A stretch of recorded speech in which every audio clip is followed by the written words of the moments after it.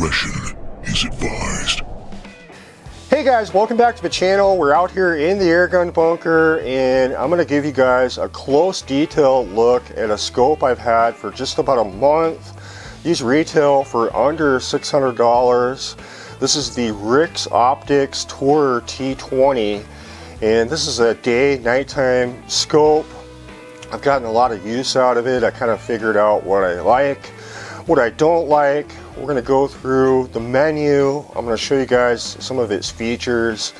I'll show you how I've used it out in the field, and I'll just give you guys my overall opinion to hopefully let you guys make a decision of whether or not this product is right for you. The T20 does include Picatinny scope rings. It includes the external IR as well as the mount. And the overall weight comes in at 2.9 pounds. It's got a 50mm objective lens and it's got an adjustable diopter back here with just about 55mm of eye relief.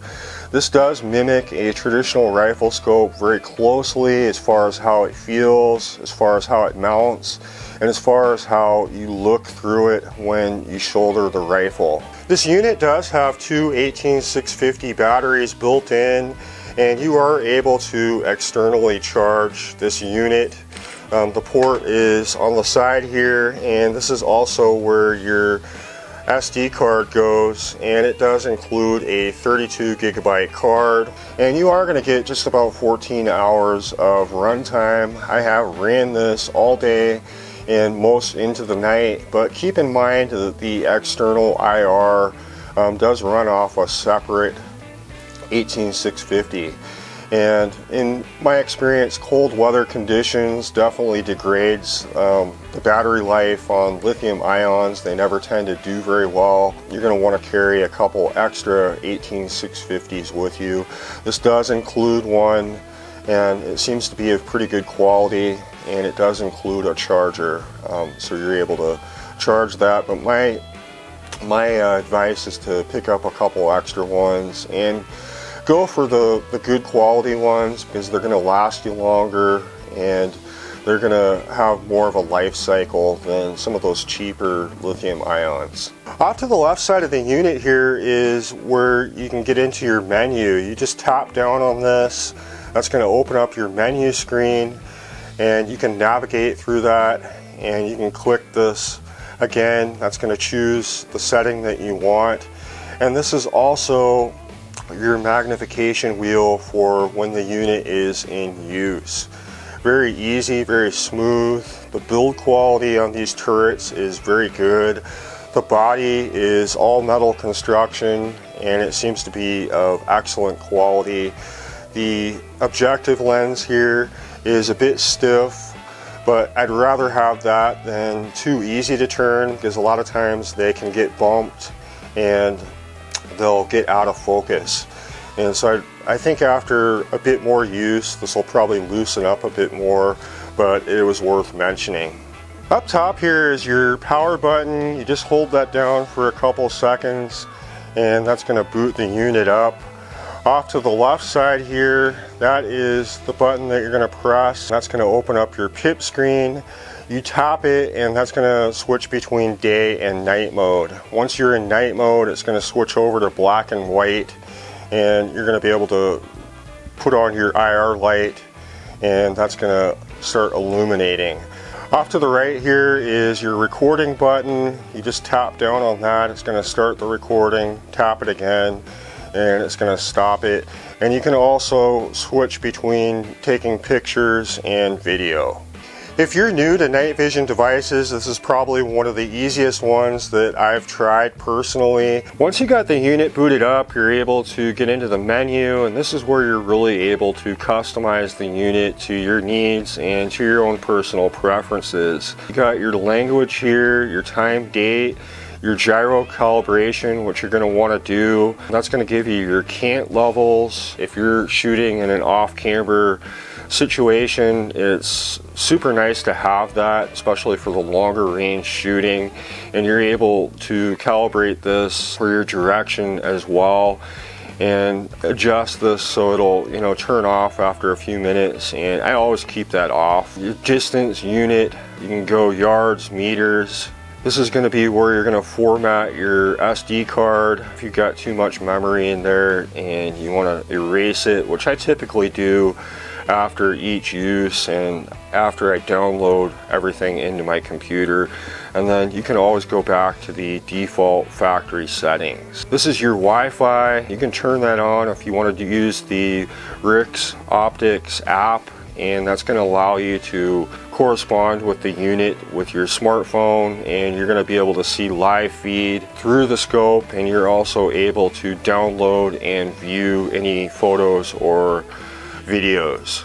Up here is your recording quality. I usually keep it at the 1920 by 1080 at 60 frames per second, but you can also record up to 90 frames per second, but the quality is going to be slightly lowered to the 720.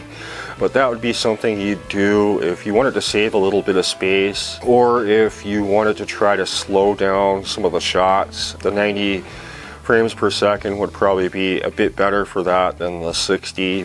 This is when your pip screen is open. You can set the default for that, 2x, 4x, 6x, 8x, or off. I typically, when I have it on, I'll keep it at the 2x, and that seems to be more than adequate. Any more than that, it really kind of overtakes what it is you're looking at.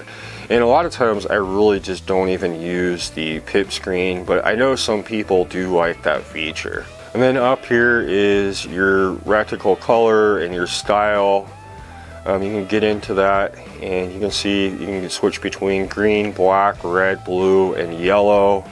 You can switch between 8 different reticles here. I find this especially useful because what I use during the day on ground squirrels is a bit different than what I set up for at night for a lot of the ratting. Ground squirrels during the day, I typically like going with this one. For the ratting, I'll usually go with this one right here.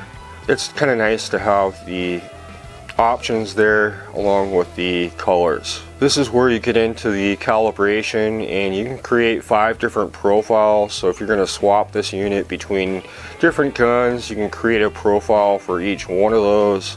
And this does have the one-shot zero feature where you can take a shot into the paper, you can freeze it, you can go ahead and walk that little X down to wherever your point of impact is, and so this will essentially be zeroed with one shot. So it's super useful and super easy to do.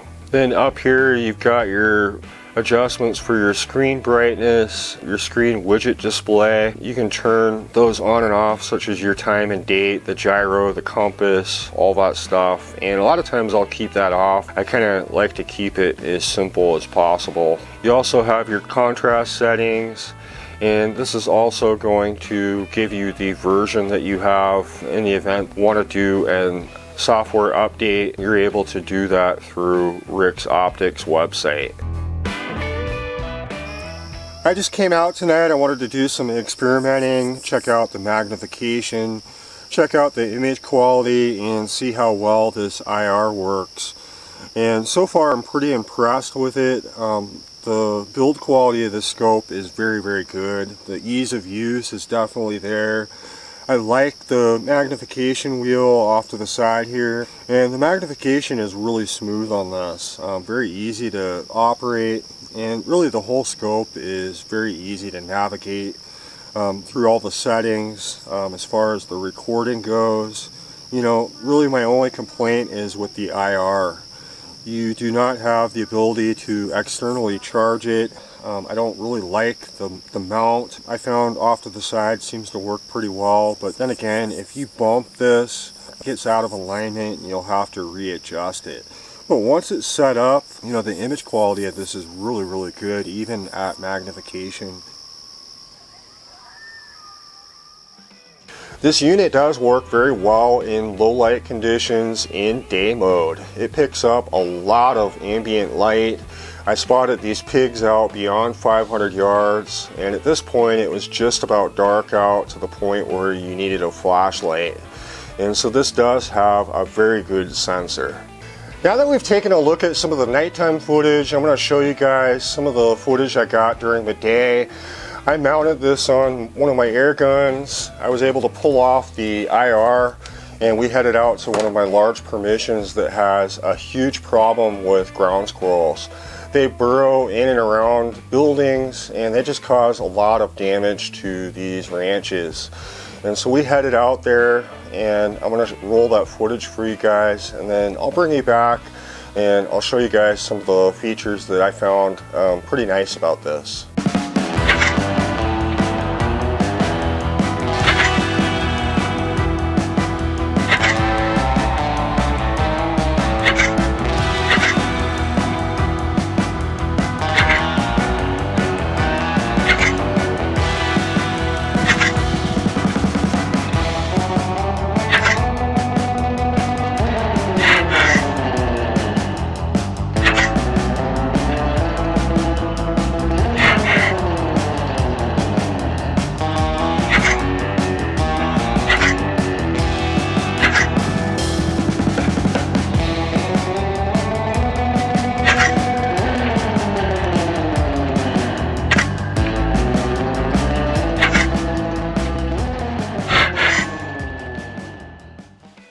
As you guys can see, we were pretty successful out on that ranch. I didn't record everything, but I think it was enough to get the point across.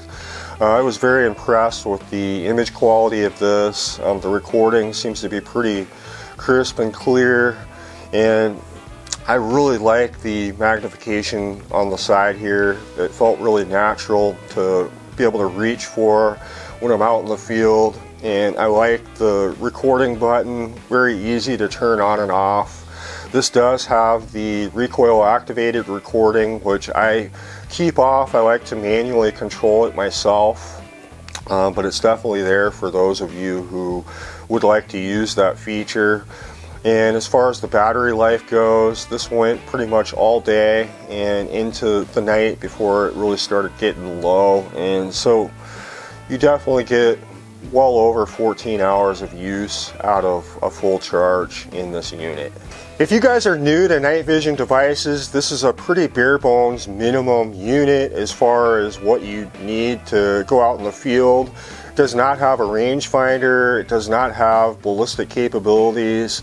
You don't always need those features, really depending on what you're doing. I've got this mounted on an air gun, and I'm using this a lot like I would a traditional rifle scope, at least during the day. At nighttime, that's a whole nother ball game. It's sometimes difficult to judge ranges at night. If you're dealing with known ranges or stuff that's fairly close, I'd say a unit like this would be a good option for you guys without having to spend a ton more money on something that has a rangefinder and the ballistic capabilities. This was more than usable for me. A lot of times I'll use these type of units for rats. Matter of fact, I did a little bit of ratting with this unit in my backyard. I do have some rats that come in there from time to time, and it works out pretty well at closer ranges. Then again, I'm just speaking for air guns. If you guys are mounting this to a high powered center fire that shoots pretty flat, you probably don't have to worry too much about the range. So I really hope I was able to share with you guys in good detail my experience with using the T20, and I hope I gave you enough information to decide whether or not this product is right for you. As usual, I could care less if you buy it. I'm simply showing you my own experience, and I really appreciate RIX Optics sending me this and being able to review it for you guys. I like the recording quality, I like the ease of use, and I know that's pretty important to a lot of you guys that might not have much experience with these. Everything seems to be pretty well thought out as far as the menu goes. And I've been pretty happy with using it. Really, my only complaint was with the IR, and I think that's something that you can upgrade down the road. But let me know in the comments what you guys think. I'm curious to know. I will leave links in the description if you guys are interested. A thumbs up definitely helps, and I look forward to seeing you in the next video. If you guys enjoy these videos, give us a thumbs up and subscribe if you like. We put out new videos every week. I appreciate it, and we'll see you on the next one.